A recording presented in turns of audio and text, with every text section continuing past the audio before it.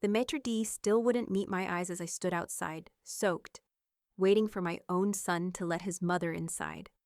As designer heels stepped past me into warmth, I realized he'd told them I didn't meet the visual standard.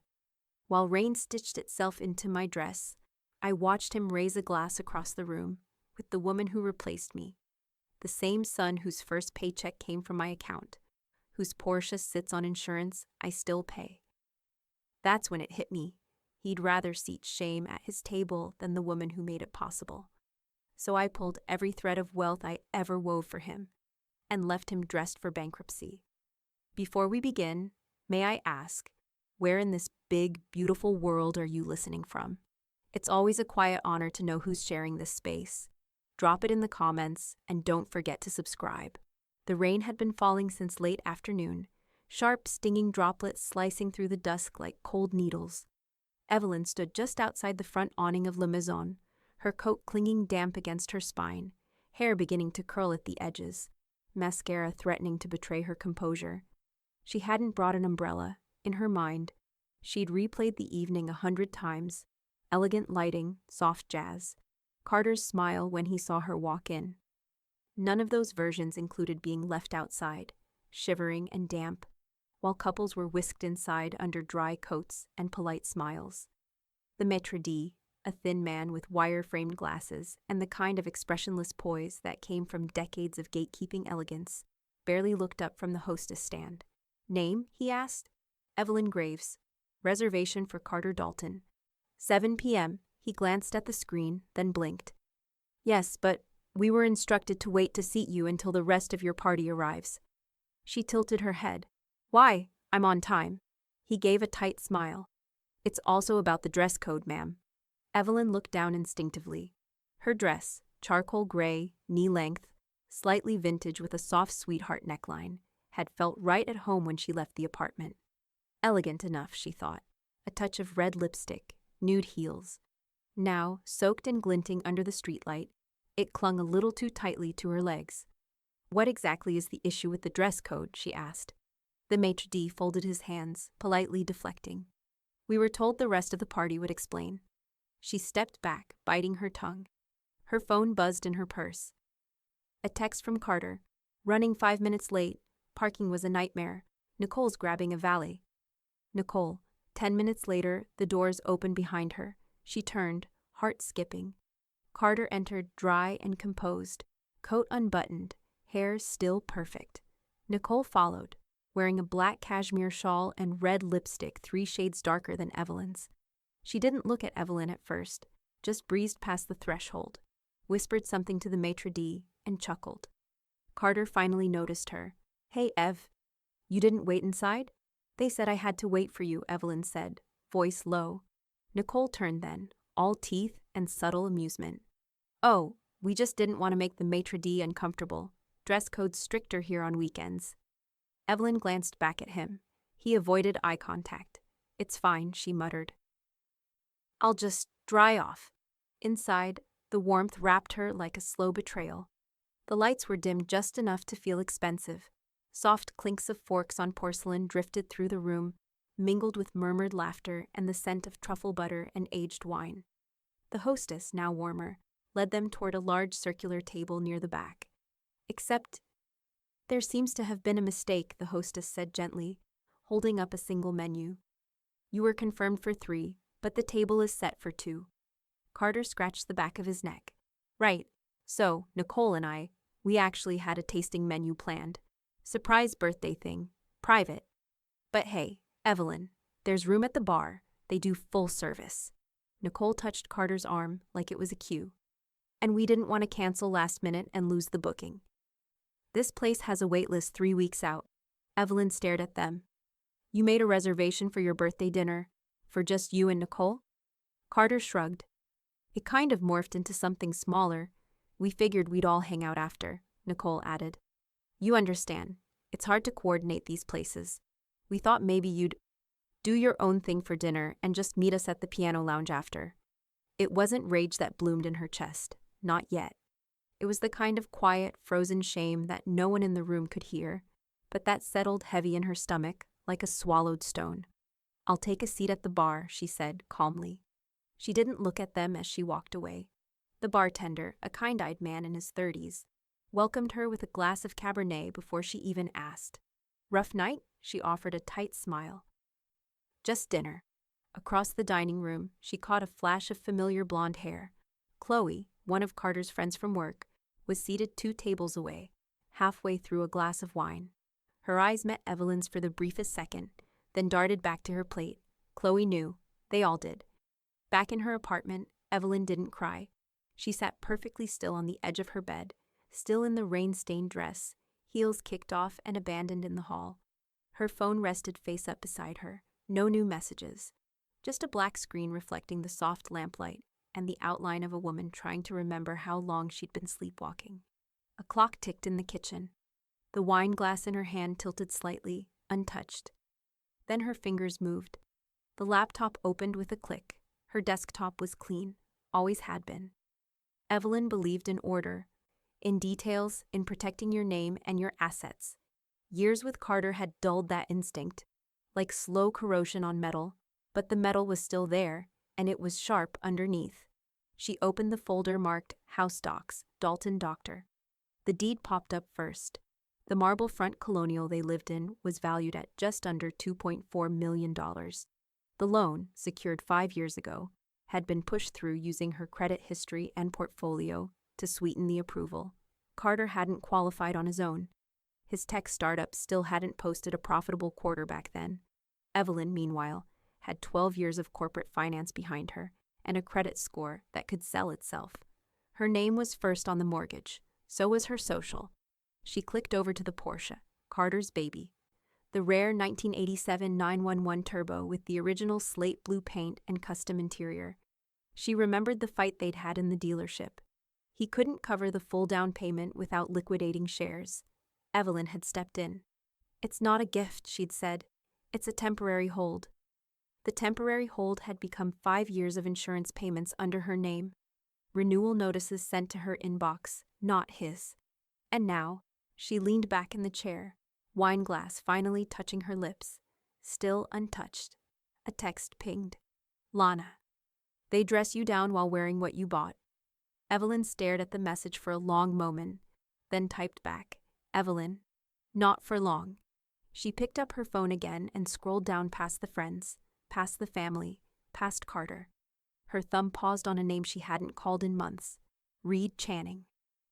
Her divorce attorney from a previous life. Aggressive when necessary, discreet when required. She pressed call. "Evelyn," Reed answered on the second ring. He always answered quickly. Probably remembered the retainer checks. "I need to clean house," she said. A pause. "Is this a cleanup clean or a glass shatter clean?" Her voice didn't waver. Quiet, surgical, but thorough. "I assume it's still Carter?" "Mm-hmm. And I want to do it without fanfare. I'm not blowing things up. Not yet. I just want to start removing my name from everything I've been underwriting." Reed clicked his tongue thoughtfully. "You want leverage. I want silence before the storm." "I'll get the ball rolling," he said. "Start with what's in your name. Cancel what you can. Leave the rest to me." The line clicked off. She didn't need a goodbye. Her fingers moved quickly now. Logins, security codes, 2-factor authentications.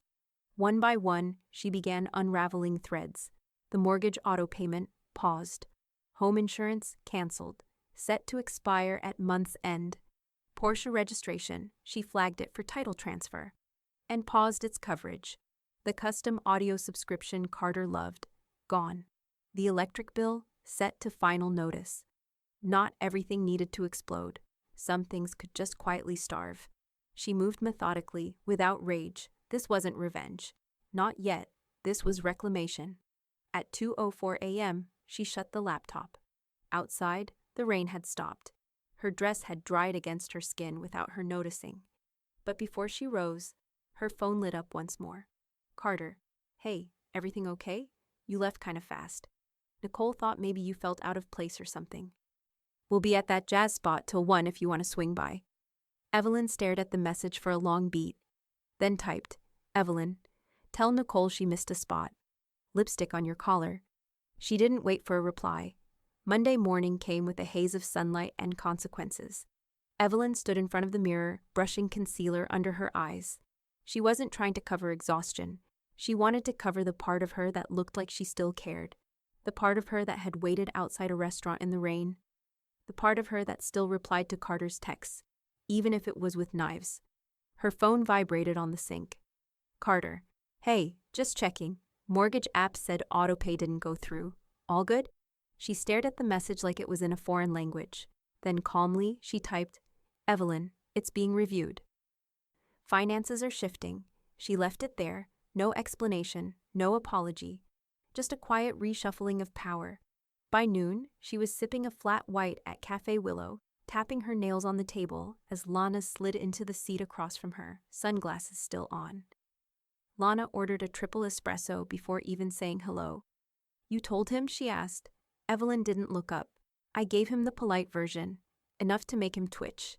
Lana leaned forward, smirking. And did he offer to fix it? Prince Carter, riding in with his emotional toolbox. Evelyn laughed. Not the kind that bubbled from joy, but the kind that scraped against her throat on the way out. He said, let me know if you need help. Lana removed her sunglasses. He's still playing Prince, even while the kingdom's dissolving under his feet. Evelyn stirred her coffee. He thinks this is a glitch, that I'll stabilize the ship, like I always do. She said nothing else for a while. They just sat in the comfortable silence of two women who'd seen too many men confuse habit for love. Later that afternoon, Reed's name popped up on her phone. Reed Channing. Initiated filings. Will have full asset delineation and revocation of cosign rights by end of week.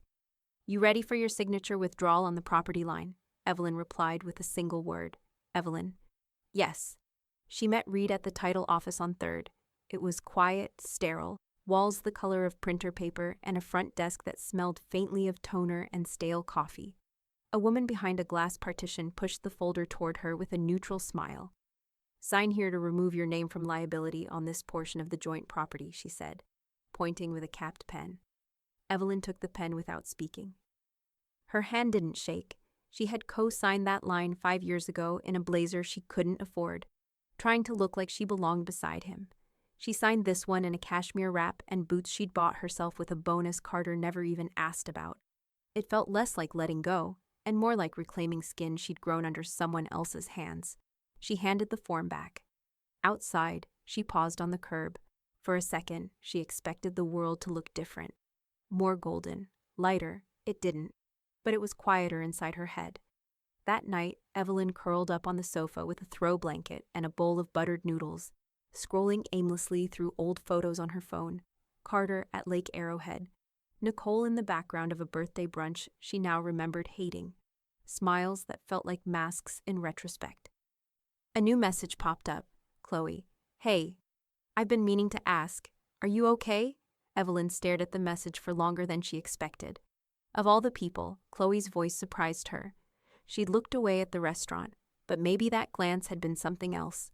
Not shame. Guilt. Maybe even regret, Evelyn replied. Evelyn. I will be. She tossed the phone aside and pulled the blanket tighter around her shoulders.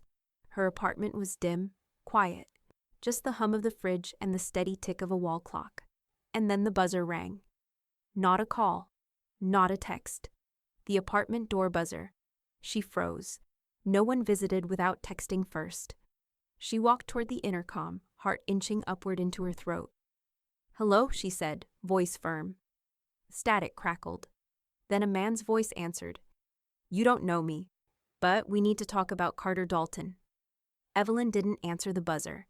She stood in the dark, hand hovering over the intercom, the static still humming faintly like an unfinished threat. After a long minute, she clicked it off, closed the blinds, and let the silence reassert itself. Whoever it was, whoever he was, could wait. She'd spent too many years responding to every knock that carried Carter's shadow.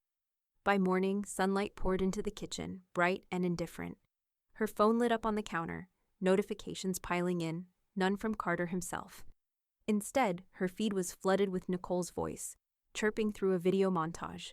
Happy birthday to my favorite man, celebrating love, success, and generational wealth, built from hard work and heart. Evelyn muted the sound before it reached her ears. Generational wealth. The phrase snagged like a burr in her chest. Carter hadn't built anything. He'd collected her stability, her name, her credibility, and worn them like trophies. Nicole was just the latest audience applauding the costume. She set the phone face down, opened her laptop, and logged into her private asset directory. The jewelry Carter had gifted her over the years, the diamond cuff, the Cartier watch, the delicate tennis bracelet she'd been surprised with one anniversary. None of them were sentimental anymore. They were receipts of performance. She took the bracelet first, polished it gently with a cloth, and placed it in a small velvet box. A dealer in Beverly Hills had already offered cash on appraisal. He hadn't asked why she was selling. The wealthy never do.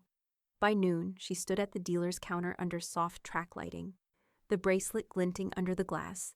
The clerk smiled politely, his tone hushed, respectful. "It's a lovely piece," he said. "We'll wire the funds within 24 hours. Evelyn nodded. "Make it 12. He blinked, caught her gaze, then smiled again. 12 it is.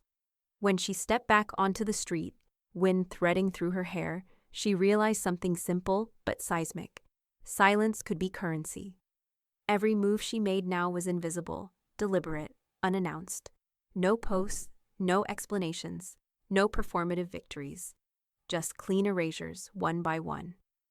That evening, Lana stopped by unannounced, wine bottle in hand, boots leaving puddles on the entry rug. "You didn't go to his big party, did you?" she asked, shrugging off her coat. "Because it's all over Instagram. Nicole's acting like she married into the Rockefellers." Evelyn poured them both glasses of white, her voice even. "No, I didn't go." Lana raised her glass. "Good. Your absence spoke louder than any speech you could have made." Evelyn gave a faint smile. "I'm starting to think silence has value now." "Value?" Lana chuckled. "Honey, your silence has market power." They clinked glasses, the sound crisp, final. For the first time, Evelyn didn't feel like she was catching up to her life. She was setting its tempo. When Lana left, Evelyn's laptop glowed again. An email from Reed, flagged confidential. She opened it. Inside were the finalized trust amendments, executed and filed. The estate had been restructured. Every account that once linked to Carter's holdings now redirected to Evelyn's new trust, E.G. Foundation. Clean, sealed, and entirely hers. Beneath that email sat another document, a digital draft of her will. She read through it slowly, line by line. The language was precise, emotionless, beautiful in its neutrality. Carter's name appeared once, only to confirm he was entitled to nothing. Nicole's didn't appear at all. Evelyn scrolled to the signature block. Her stylus hovered, then pressed. Done. Outside, the street lamps flickered to life. The rain had started again, tapping the windows like the world was rehearsing something it hadn't quite learned to say. She went downstairs to the basement storage room, flipping on the low amber light. The air smelled faintly of oak and cork. Against the far wall stood the mahogany cabinet Carter loved to brag about, the wine cellar. He'd shown it off to guests as though it were his legacy. A curated collection. Climate-controlled, labeled meticulously. Evelyn crouched to read the etched nameplate on the base. Registered owner E. Graves. Her name, not his. She let her fingers trail over the plaque, tracing the letters. Every bottle inside, every vintage, every corked promise had been purchased under her account, stored under her license, paid from her portfolio. Carter had boasted about his cellar for years, and she'd let him. Because power, she realized now, wasn't always in correction, it was in patience. Evelyn turned off the light, leaving the bottles gleaming faintly in the dark. As she climbed the stairs, her phone buzzed on the step where she'd left it. Unknown number. You shouldn't ignore me, Evelyn. Carter isn't who you think he is. The knock didn't come with warning. It came like thunder, sharp, close, impossible to ignore. Evelyn looked up from her kitchen sink just as Carter's voice thundered from the hall. She hadn't even buzzed him in. The door flung open before she reached it. She hadn't changed the keypad yet. Carter burst in, paper in hand, face flushed in that sunburned way that always came when he was losing grip on something. His eyes flicked across the apartment, scanning for clues. His presence was louder than the room allowed. What the hell is this? He held up the certified letter, creased, opened, stained with sweat from his grip. Evelyn didn't flinch. She dried her hands on a towel, folded it neatly, and turned to face him. Legal adjustments, she said calmly. You'll manage, right? Adjustments? His voice cracked slightly. You took your name off the property. You froze the joint account. You removed yourself from the trust restructure. You even flagged the insurance on the Porsche. She tilted her head. You're reading the list. I'm impressed. Usually you skim. I've poured money into that house, he snapped. I kept it up. I improved it. No, Evelyn said, voice level. You poured attitude into it. I poured funds. He stared at her, momentarily stunned. I gave you the down payment, she added. I covered 5 years of mortgage auto-pay. I paid for the roof and the landscaping. You installed a Bluetooth thermostat and called it equity. Jesus, Evelyn, Carter started pacing. Why now? Why pull this crap now? You could have just talked to me. She moved past him, calm and slow, and set the kettle on the stove. You don't talk, Carter. You perform, and I'm no longer an audience. His hands raked through his hair. This is humiliating. You know that? People are going to ask questions. I'm sure Nicole will spin something, Evelyn said, reaching for the tea tin. She's good at packaging the inconvenient. That stopped him cold. He turned to face her, jaw tight. This is about her? No, she said. It's about you. It's always been about you. That's the problem. The kettle began to hiss softly. She poured hot water into a ceramic pot, set out 2 cups, and moved with a grace that only made his chaos feel louder. I'm not here for tea, Evelyn. But you're here, she said, uninvited, carrying papers you clearly didn't read until too late, and looking for answers I already sent in print. He stepped closer now, his voice lower, almost wounded. I didn't think we were broken. She didn't look up. We've been broken. We just finally stopped pretending. For a moment, the only sound in the room was the ticking clock on the stove and the gentle clink of the teaspoon against the porcelain rim. Then a knock, this one, light, hesitant. Evelyn moved toward the door without flinching. She knew the rhythm. Chloe. When she opened it, the high schooler stood in her usual oversized hoodie, holding a backpack, earbuds tangled in her fingers. Her eyes widened the moment she spotted Carter behind Evelyn. Oh, Chloe said, voice small. Sorry, I didn't know. It's fine, Evelyn said, stepping aside. Come in. Chloe entered slowly, glancing between them. Carter offered a strained smile. Hey, Chloe. She nodded politely, but didn't answer. Evelyn reached for her mug, her tone unchanged. Chloe, this is the last of the Darjeeling. Want some? Chloe shook her head, still cautious. I'm okay. Just needed a quiet spot to work on college apps. Carter stepped toward the doorway. So this is what you've been doing, hosting students instead of handling your... Don't, Evelyn said sharply, and for the first time, her voice cut the air like glass. Not in front of her. Chloe froze. Carter's face hardened. You think this is some graceful exit? You're torching everything we built. No, Evelyn said, locking eyes with him. I'm walking away from what you built on me. She set her mug down, walked calmly to the door, and held it open. Leave, Carter. He stood there a second longer, simmering, exposed, trying to measure what part of her he could still manipulate. But there was nothing left, just bone and resolve. Finally, he walked out. She closed the door behind him, not slamming it, just sealing it. When she turned around, Chloe hadn't moved. You okay? Evelyn asked gently. Chloe's eyes were wide. Was that real? Evelyn nodded. Very. Then Chloe whispered, He's been lying to more people than just you. The clock on Carter's office wall ticked louder than the emails coming in. He'd just gotten off a call with the mortgage officer, a polite man who used phrases like underwriting inconsistencies and unsupported debt ratio in the same breath. His refinance application had been denied. Denied again. The numbers didn't lie. But Carter hated the way they told the truth. Without Evelyn's income or credit backing, he was barely paper solvent. He swiped a stack of glossy architecture magazines off his desk. They fanned across the floor like broken promises. Nicole was pacing in the kitchen, phone clenched in one hand, iced matcha melting in the other. She'd been reading Evelyn's name off paperwork all morning. I don't understand how you let this happen, she snapped. You said the house was yours. It is mine, Carter growled, opening his laptop. It just used to be more ours. She's untying everything now. Nicole blinked. You mean she's untying you? Then, without another word, she stormed out of the room, returning 5 minutes later with her phone to her ear. Evelyn answered on the second ring. Nicole's voice shook with cold fury. This is family betrayal. There was a pause. Then Evelyn spoke, calm, but weighted. Family is what you protect, she said. Not what you parade? Nicole stood frozen in the kitchen, the silence on the other end louder than the accusation she'd just made. Then Evelyn hung up. 2 days later, Evelyn sat at a long walnut conference table beside Lana, flipping through crisp legal documents. A quiet buzz of city traffic bled through the windows, but inside, everything was precise, clean, undeniable.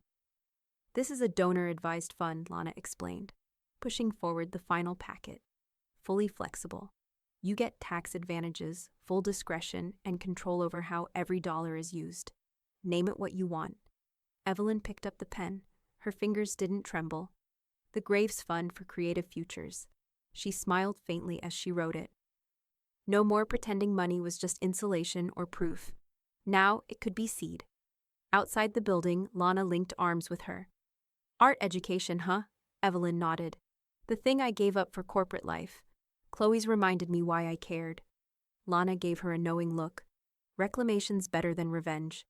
Sometimes they overlap, Evelyn said. But this time, it's not about Carter. That afternoon, she drove across town to a brick high school nestled between 2 strip malls. The kind of place no one posted about online, where teachers worked off Target gift cards and old grant money. She walked through the front doors, holding a plain manila envelope, hand-addressed, no fanfare. At the front office, a tired secretary looked up, already bracing for a complaint. Can I help you? Evelyn smiled softly. This is for the art department. Unrestricted funds. The secretary took the envelope cautiously. You want a receipt or? No, Evelyn said. Just impact. She turned to leave, but stopped when she saw Chloe standing near the end of the hall, a paint-stained hoodie tied around her waist, a sketchbook in her hands. They locked eyes. Evelyn gave a small wave. Chloe didn't wave back. She walked straight toward her, and without a word, wrapped her arms around Evelyn's waist. The hug was silent, complete. No performance, no performative thank yous. Just 2 people who had been watching the same storm from different windows. When Chloe finally pulled back, her eyes were glassy. Why are you doing this? Evelyn looked down at her. Because when someone lies to you, you get to decide who you become next, and who you help. Before Chloe could reply, a loud buzz sounded from down the hallway, the PA system clicking on. Mr. Farrell to the front office. Mr. Farrell, urgent call. The voice was followed by hurried footsteps, then a flash of a man rounding the corner, phone pressed tight to his ear. Evelyn didn't know him, but Chloe seemed to. Her eyes narrowed. That's Carter's old partner, Chloe whispered. They haven't talked in over a year. He left the company. Evelyn tilted her head. Why? He said Carter was hiding numbers, something about federal stuff. But everyone said he was just bitter. Chloe paused. Then she added, but maybe he wasn't lying. Evelyn's breath caught, not in fear, but in confirmation. Whatever clock Carter had been ignoring, it wasn't ticking anymore. It was ringing. The cracks didn't appear all at once. They came like hairline fractures in porcelain, thin, silent, almost invisible until the whole thing gave way. It started with the group chat. Carter's college friends, mostly married, mostly golf dads, began asking sideways questions. Why hadn't he RSVP'd for the cabin weekend? Was the Tesla trade-in real? Why was Nicole now posting throwbacks instead of house selfies? Carter replied to none of them. He was too busy on the phone with someone named Jeremy from Premium Motors, voice brittle with restrained panic. What do you mean it's already been picked up, he said, standing barefoot in the driveway, watching the empty spot where the estate car used to sit. Jeremy sighed on the other end. The buyer met all conditions, private collector, paid in full. We honored the signed release. My name's on the title, Carter snapped. Was, Jeremy corrected. The seller of record was E. Graves. You were just the driver. Carter hung up mid-sentence. He stood there for a long time, the early morning sun casting a hard shadow over his face. Nicole peered through the front window, then pulled the blinds closed without saying a word. By the time he walked back into the house, a bright pink envelope was waiting for him in the mailbox. He tore it open on the granite counter, expecting another cancellation notice, but the letter inside came from the Homeowners Association. Subject: Violation notice, unpaid dues, and exterior degradation. His heart slammed in his chest. The landscaping had been Evelyn's department. She'd always kept it pristine. Seasonal planters, power-washed paths, the kind of things you didn't realize needed doing until they stopped happening. Now, the hedges were overgrown, and the front walk was cracked with mildew. He flipped the letter over. Past due, $2,400. Threat of lien. Nicole leaned against the kitchen island, scrolling. You still haven't fixed this. It's under control, he muttered, tossing the letter aside. Is it? She asked, not looking up. He didn't answer. Across the city, Evelyn sat at her desk, sipping espresso as she clicked through her financial planner's platform. Carter's access flag still appeared in the system, like a handprint left on her windows. One click removed it. The screen refreshed. Carter Dalton revoked permissions. No alerts were sent, no explanations given. Just a locked door he wouldn't notice until he tried to open it. Her phone buzzed. Read. Final title transfers are complete. You're now fully independent. Clean slate. Every signature is yours or yours alone. Evelyn stared at the message for a long time. She thought she'd feel relief, maybe even pride, but what settled into her was something quieter, something final. She wasn't disentangling anymore. She was gone. That evening, a knock came at her apartment door, soft, almost sheepish. A delivery driver stood in the hallway with a large glass vase of white lilies and hydrangeas, wrapped in silver mesh. No card, he said. Just a receipt signature. Evelyn stared at the flowers, then at the man. They were paid in cash, he added. High-end, real fast order. She signed without speaking. The flowers sat on the counter for less than 5 minutes. She didn't trim the stems or search for the sender. She just picked up the entire arrangement, walked to the trash chute down the hall, and let the metal door slam shut behind it. Back inside, she lit a candle and went back to work. Carter noticed immediately.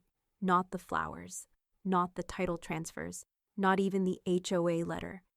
He noticed when he opened the dashboard of his investment portal and couldn't get in. Access denied. He called the financial firm. Ms. Graves revoked joint access. I'm afraid we can't override without her written consent, the agent said. Carter hung up before she finished. The house felt too quiet again.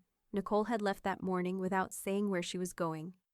Just a slammed drawer, a door that didn't shut softly, and the sound of suitcase wheels over hardwood. He paced the kitchen, chest tight, hands trembling slightly. That night, he sat on the back patio with a glass of whiskey, staring at the faint city glow above the trees. Somewhere out there, Evelyn was writing checks that changed lives, while his own life was becoming a shrinking square of unpaid debt and vanished leverage. He poured another drink, trying to remember when exactly he stopped paying attention. Inside, his phone buzzed. A text from his former co-worker, someone still on the startup's email server. Feds requested financials. Internal audit launched. Thought you'd want to know. Carter didn't blink. He just sat there, whiskey in hand, while the cracks in his world finally started making noise. Evelyn heard the knock before she saw him. It wasn't aggressive like last time. It was measured, hesitant, the kind of knock someone uses when they know they've lost their right to be let in. Still, she opened the door.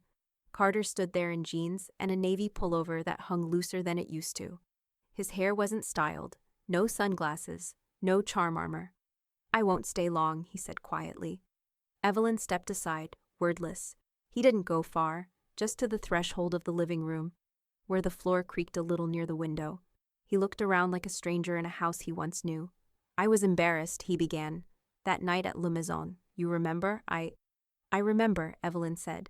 I just wanted everything to look right, he said, voice rough at the edges. That place, the people.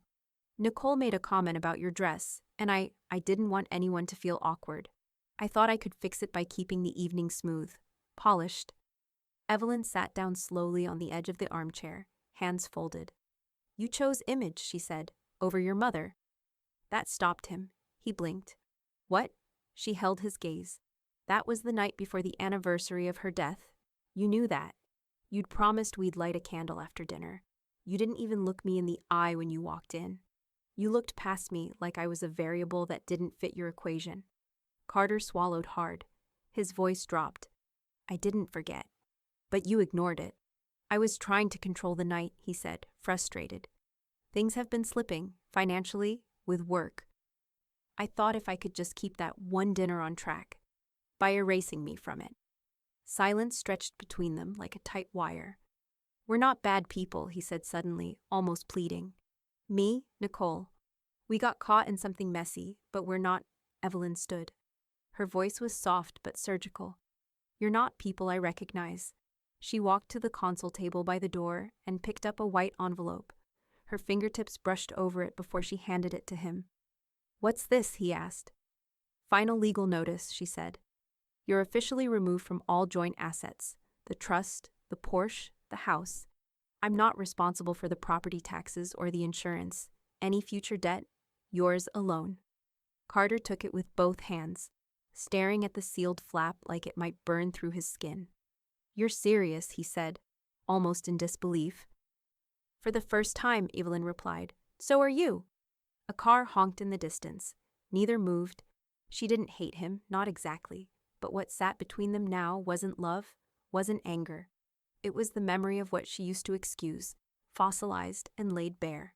He tucked the envelope under his arm and turned toward the door. At the frame, he paused.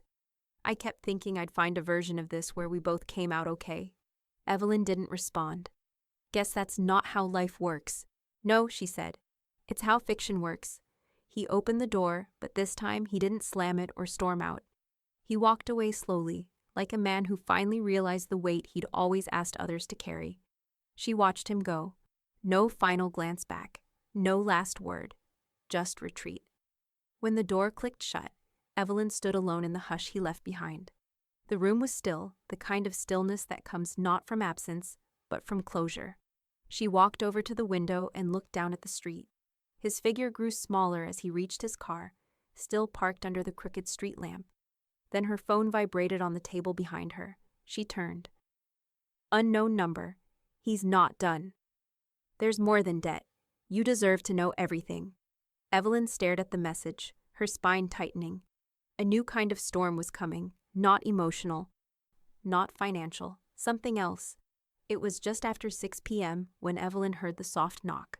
She opened the door to find Chloe standing there with a canvas backpack slung over one shoulder and her hoodie sleeves pulled halfway down her hands.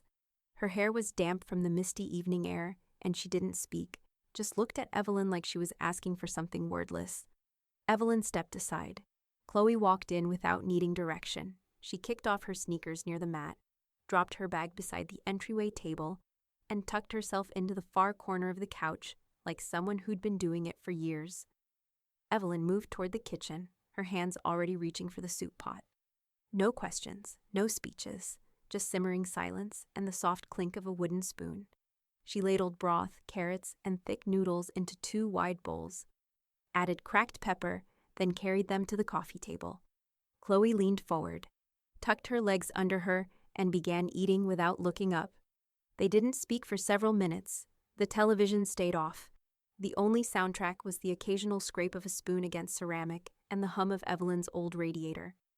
Halfway through the bowl, Chloe finally said, "They talk about you like you're a burden." Evelyn looked over, brows lifting slightly. Chloe didn't flinch. "They say you dragged Carter down, that he was too generous, that you were ungrateful." She paused. "But you never were." Evelyn blinked slowly. "I know what I was, and what I wasn't, but thank you." Chloe swirled the soup in her bowl with her spoon, staring at the circles forming. "You helped me when no one else noticed I needed help," she said. "You didn't post about it. You didn't make me prove I deserved it. You just saw me." "I just wanted to leave something beautiful behind," Evelyn said. Chloe finally looked at her. "You did. Evelyn reached for the manila folder resting on the arm of the couch. She handed it to Chloe without fanfare. Inside were neatly printed documents: a breakdown of the Graves Fund, its early grant recipients, future scholarship models, and long-term partnerships with underserved high schools and community art programs. Chloe flipped slowly through the pages. One form was already marked: pending recipient recommendation, local candidate. Her name wasn't written in, but it didn't need to be. Chloe's fingers tightened on the folder. "Is this why you did all of this?" she asked. "The legal stuff, the house, the assets?" "No," Evelyn said. "That was to stop bleeding. This is to start breathing again." Chloe exhaled a shaky breath. She set the folder down beside her and asked, "That's what you're leaving? Not a house? Not stuff?" "I used to think legacy meant real estate and a last name etched into a mailbox," Evelyn said. "But bricks crumble, names fade. What lasts is how someone feels when they leave the room you changed." Chloe said nothing for a long while. Then she whispered, This is going to change people." "That's the point." They sat like that, bowls empty, the candle on the coffee table flickering softly as the wind nudged at the windows. Evelyn stood to collect the dishes. When she returned, Chloe was holding the folder again, but her posture had shifted. She was sitting upright now, eyes sharper, lips pressed together. "I think there's something you need to see," Chloe said. Evelyn paused. "What is it?" Chloe hesitated, then pulled a flash drive from her hoodie pocket and set it on the table. "I found it in my mom's desk drawer last month. She used to work for Carter's company back when it launched. She quit after something changed. She said he asked her to reclassify things." Evelyn slowly sat. "I didn't want to look at it at first," Chloe continued, her voice barely above a whisper. "But I did. And it's bad." "Bad how?" "Bank statements, wire transfers, one in your name, but not from you, from an account you never created." The air seemed to shift. Evelyn stared at the flash drive like it might explode. "I don't know what he did," Chloe said, "but I think Carter made you a financial front for something." Evelyn didn't speak. She leaned forward and slowly picked up the flash drive. The storm wasn't over. It had just shifted direction. Evelyn didn't sleep that night. The flash drive sat beside her mug of tea like an unspoken dare. She didn't open it yet. She wanted to be ready, emotionally detached, legally armed.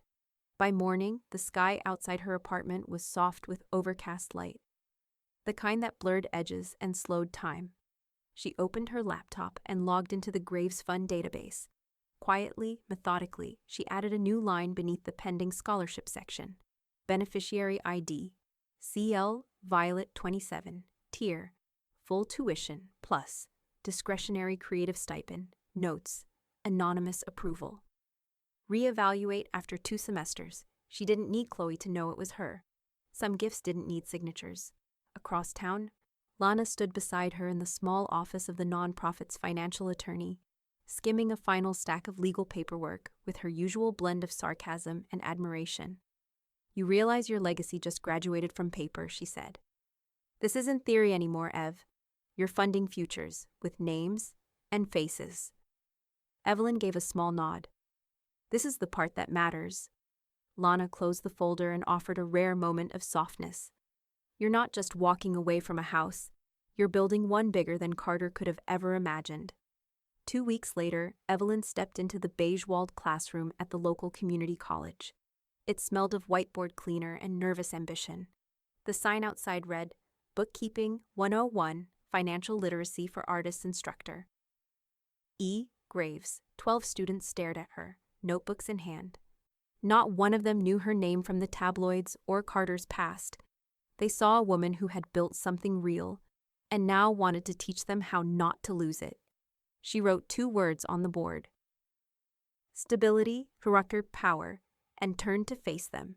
Meanwhile, Carter and Nicole sat stiffly across from a real estate agent in a corner booth at a trendy coffee shop. Neither of them could afford any more.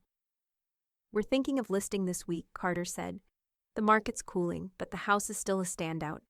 The agent flipped through her iPad with the kind of distracted smile that signaled bad news. "You might have missed the window," she said. "There are 12 homes just like yours sitting unsold within 5 miles. And one of them staged better." Nicole shifted in her seat. We don't have time for a bidding war. We just need it gone. The agent raised an eyebrow. Need, not want. Carter forced a smile. Let's say it's strategic liquidation. But there was no strategy left, just desperation dressed in linen. On a quiet Sunday morning, Chloe sat cross-legged on the living room floor, sketchbook open, sunlight spilling across her knees. She hadn't drawn in weeks, not like this, not freely. She didn't hear Evelyn approach until a wrapped parcel dropped gently beside her on the carpet. Chloe looked up. Evelyn said nothing, just smiled. Inside the brown paper was a new set of soft pastels, 36 colors arranged like a music scale, the kind Chloe once said she couldn't afford even to dream about. Her hands trembled slightly as she unwrapped them. I can't, she began. You can, Evelyn said gently. Carter moved into a rental condo on the southeast edge of the city, the kind with staged furniture and month-to-month leases, where neighbors didn't ask questions because they didn't want anyone asking them back. The walls were white, no art, no shelves. His Porsche was gone. So was the espresso machine. He made drip coffee now. Instant, sometimes. Nicole hadn't followed. She'd lasted a week after the for sale sign went up, then left quietly with her Pilates instructor and a U-Haul. He didn't tell anyone where he went. The only people who might have cared had stopped asking. Across the city, Evelyn sat at the window of her favorite cafe, black coffee, no cream, no sugar, and flipped past an article in the local paper headlined, "Once promising startup founder quietly exits tech circles." She didn't click. She didn't comment. She didn't need to. Rumors trickled in, like rain under a poorly sealed window. Some said Carter had downsized. Others whispered about a private settlement with an unnamed investor. One friend swore they saw Nicole selling handbags on a live stream. Evelyn answered none of it. Instead, she took another sip and turned the page. Later that afternoon, Lana stopped by her apartment with a bottle of Côte de Rhône and a loaf of rosemary sourdough she didn't bother slicing. "You've made your point," Lana said, setting both on the counter. "And you did it without throwing a single public punch." Evelyn smirked faintly. "Turns out silence is harder to ignore than shouting." Lana raised a glass. "To endings that don't need applause," Evelyn raised hers in return. "To exits I didn't cause, but no longer cleaned up." They clinked once, soft and final. Every Thursday now, Chloe arrived at Evelyn's door with a flash drive in one pocket and a chocolate croissant in the other. She helped Evelyn scan old photographs, boxes and boxes of them tucked away in the closet behind winter coats and unsent Christmas cards. They sat cross-legged on the living room floor, cataloging lives in 300 dpi. "This one?" Chloe asked, holding up a Polaroid of Evelyn in her 20s, wind in her hair, eyes closed mid-laugh. "Keep," Evelyn said, smiling. "That was before the rain." "What's that mean?" Evelyn shrugged. "A phrase I use for the years that didn't bruise me." She wrote it on the label of a digital folder. "Before the rain." Chloe looked at the photo again. "You were a lot like me." "I still am," Evelyn said. "I just know more now." Some evenings they didn't scan at all. They just sat on the couch, side by side, listening to Billie Holiday vinyls and letting the music stretch across the silence like a comforter.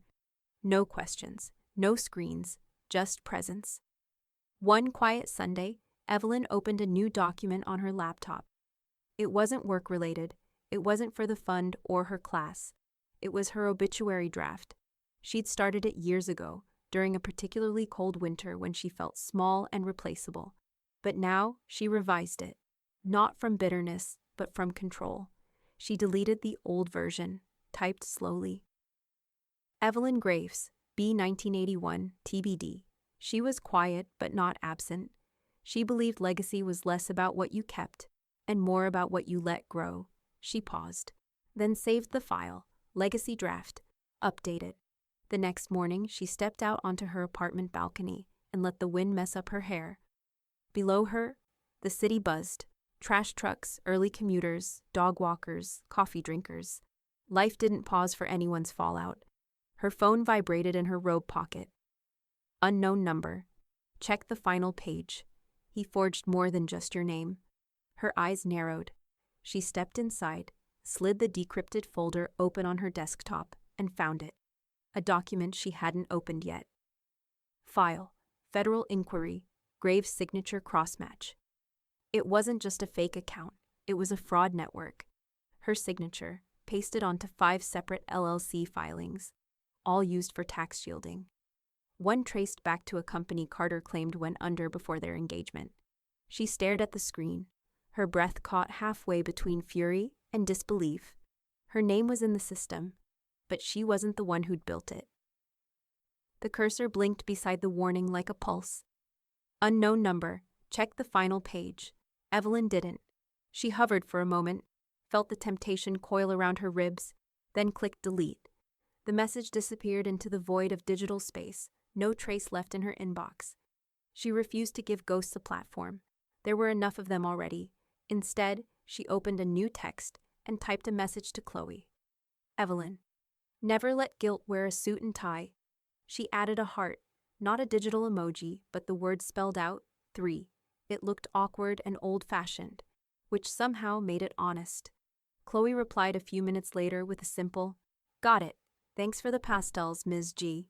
Evelyn smiled. The girl still called her Ms. G, even though she'd been told a dozen times not to. That Friday evening, Evelyn and Lana went to the downtown jazz bar, a low-ceilinged, amber-lit place that smelled faintly of oak and laughter. A saxophone warmed the room while a drummer tapped out a rhythm soft enough to make conversation possible. They ordered a bottle of Malbec and a plate of rosemary almonds, their tradition since their corporate days, the years before Evelyn learned that revenge could be elegant and quiet. "You look lighter," Lana said, swirling her glass. Evelyn tilted her head. "I finally started treating peace like an investment," Lana chuckled. "And the returns?" "Slow," Evelyn said, "but compounding." They clinked glasses, and for the first time in months, Evelyn laughed. An unguarded, chest-deep laugh that startled her as it escaped. Lana leaned back, smiling. "I knew you'd get here," she said. Evelyn gestured toward the band. It just took the right tempo. When the singer slid into an old Billie Holiday tune, Evelyn closed her eyes for a moment. She didn't see Carter or the rain-soaked restaurant or the endless paperwork that had once defined her nights. She saw space, breathing room, hers. Later, at home, the wine still buzzing faintly in her veins. She sat at her desk and opened her journal, the leather one she never digitized. The pages smelled like time. She wrote, "I regret waiting so long to be selfish. Not cruel, not vindictive, just selfish enough to survive. The world never applauds quiet strength, but it remembers it." She closed the cover, slid the pen inside, and exhaled. The act felt like sealing something finished. The following week, her phone rang mid-morning. Reed's name flashed across the screen. "Morning," he said, his voice calm as ever. "Just got confirmation from the auditors. No contest filings, no flags. Everything's clean." Evelyn leaned back in her chair, letting the words settle. Everything's clean. It wasn't about winning, it was about release. "Thank you, Reed," she said, "for being the anchor when I was ready to drift." He chuckled. "Anchors are overrated. You did the heavy lifting yourself."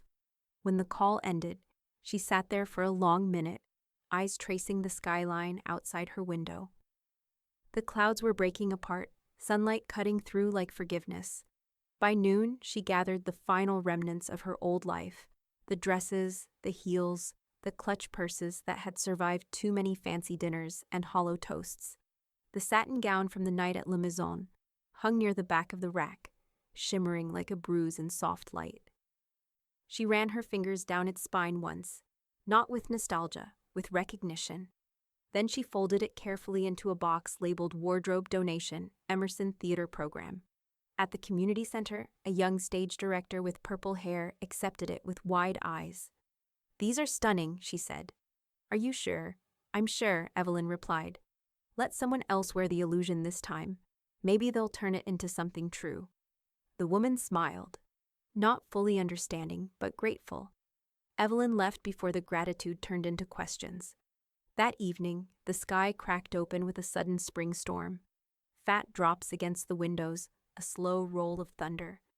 Evelyn lit a single candle and sat near the balcony door, watching the rain stitch itself across the city. It felt cleansing, not punishing. Her laptop chimed once, a new message. No subject line, no sender name. just a PDF attachment titled Confidential, e.g. Trust. She hesitated, then opened it. The document was official, government sealed.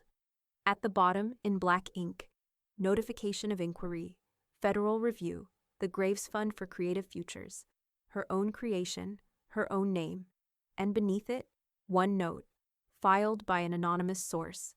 The storm outside roared louder. Evelyn closed the laptop slowly, the candlelight flickering over her face. Peace, she realized, was never permanent. It was rented. The package arrived on a Monday morning, tucked between a flyer for window washing and an electric bill. No return label, just her name, written in a handwriting she once could have recognized by sound alone. Evelyn carried it inside, placed it on the counter, and studied it for a moment. The box was too expensive for its contents. Smooth black cardboard tied with a ribbon so neatly she almost laughed. When she finally lifted the lid, she found a scarf. Silk, hand-stitched, designer. The kind you didn't buy so much as perform owning. Beneath it, a small white card with 4 words written in fountain pen ink. You looked cold that night. Evelyn's hands didn't tremble. She folded the scarf back into its tissue paper, replaced the lid, and set the box on the hall table. The envelope that came with it remained unopened inside, edges sharp, waiting. Then she walked to her closet, pulled down the thrifted wool shawl she'd bought 2 winters ago for $12, and wrapped it around her shoulders. It was heavy, imperfect, a little frayed at one corner, but it was hers. Outside, the city smelled faintly of rain and espresso. Evelyn walked her usual route, the one that looped through the park, past the mural wall, and ended at the bakery where the owner always saved her a slice of lemon loaf. The air was crisp, the morning quiet except for distant construction and the flapping of pigeons. She felt the wool press warm against her collarbone and thought about how Carter had once criticized it. It looks itchy, he'd said. He had no idea how good strength could itch. By late afternoon, she met Lana at their corner table by the cafe window. Lana had already ordered wine, the red kind that left faint stains on napkins and secrets on lips. You heard about the gift, right? Lana said, raising an eyebrow. Evelyn took a slow sip of her coffee. He doesn't give up easily. He's still a showman, Lana said. Probably thought you'd unwrap it and feel something cinematic. Evelyn smirked. He still doesn't know my size. Lana laughed so loudly a couple at the next table turned to look.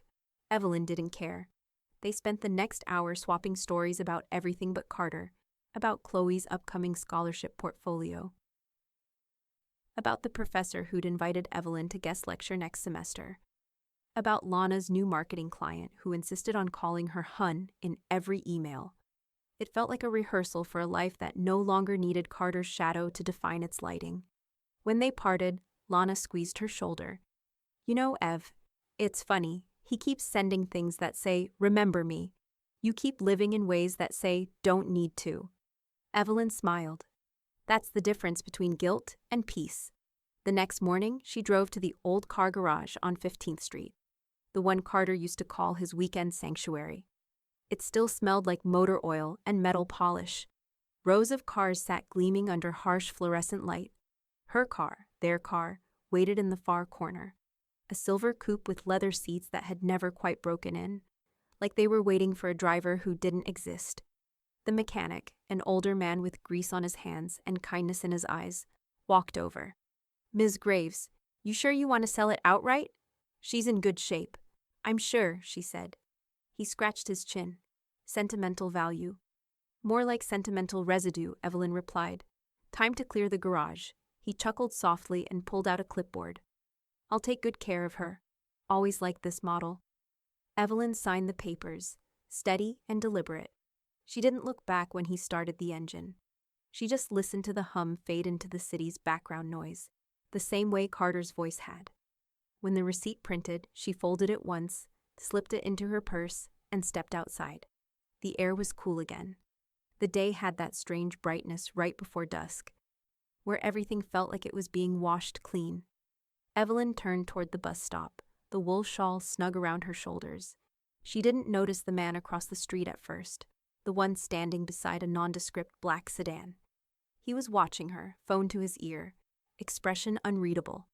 Her phone buzzed a second later. Unknown number. You shouldn't have sold that car. She stopped on the sidewalk. Looked up. The man turned away, got into the sedan, and drove off without looking back. The receipt in her purse suddenly felt heavier than paper. The invitation had arrived weeks ago, thick ivory cardstock, embossed lettering, and a gold seal that looked too formal for what it represented. Evelyn almost didn't go. The City Arts and Education Board wanted to recognize the Graves Fund for outstanding local impact. Lana called it poetic justice. Evelyn called it closure. The ceremony was small, held in a converted library auditorium with half its seats filled by nonprofit staff, teachers, and students. No photographers, no press, just applause that sounded real. When Evelyn's name was called, she stood and walked to the stage. Her heels clicked softly against the wood floor, a steady rhythm in a room that didn't need spectacle. A young presenter handed her a glass plaque shaped like an open book. For contributions to creativity and equity, he said, reading from the cue card. Evelyn smiled, shook his hand, and said only, "Thank you." No speech, no story, just acknowledgement. She returned to her seat to modest applause. Lana clapped loud enough for both of them. Afterward, people came up to thank her, to ask about the fund, to tell her how the scholarships had changed lives she'd never meet. She listened, nodded, and deflected every question that started with, "How did you do it?" Because the truth was simple, she hadn't done it to be seen. She'd done it to disappear with purpose. Later that evening, at home, Evelyn's phone buzzed with a video message. It was from Chloe. She pressed play. The frame showed Chloe sitting in an art classroom, hair tied back, charcoal smudges on her fingertips. Behind her, an unfinished mural stretched across the wall. "I heard about the award," Chloe said, smiling shyly. "They streamed it. You looked calm. I don't think I've ever seen calm look that strong before."